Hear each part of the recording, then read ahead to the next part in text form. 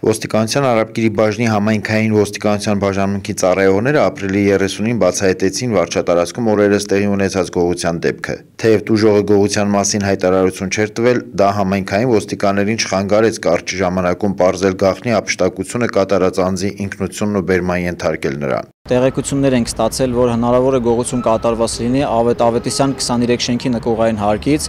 իրացնելով տեղեկությունները ՊՊՑ գնդի 2-րդ գումարտակի առաջի վաշտի ծառայողների հետ, պարզել ենք գողություն կատարողի ինքնությունը եւ մեկնելով Գյուլբեկյան 27 շենքի ավտոկայանատեղի նշված անձին հայտնաբերել եւ բերման ենք ենթարկել ոստիկանության Արաբկիրի բաժին։ Երևանցի 32-ամյա Արտակ Աղիկյանը ոստիկանությունում շուտով խոստովանական բացատրություն տվեց մանրամասնելով կատարվածը։ Դեպքը տեղի էր ունեցել ապրիլի 27-ին։ Աղիկյանն աննկատ մտել էր Ավետիսյան փողոցի 23 շենքի նկուղային մաս եւ գողացել տարբեր տեսակի կենցաղային ու տնտեսական իրեր ու ավտոպահեստամասեր։ Մտել եմ իշխ խմած եմ եղել, վերցրել եմ էլի գումարա պետք եղել։ Կասկածյալին բերման ենթարկելուց հետո ոստիկանները կարողացան հայտնաբերել ու արգրավել նաև գողացված ապրանքը։ Կատարվում է քննություն։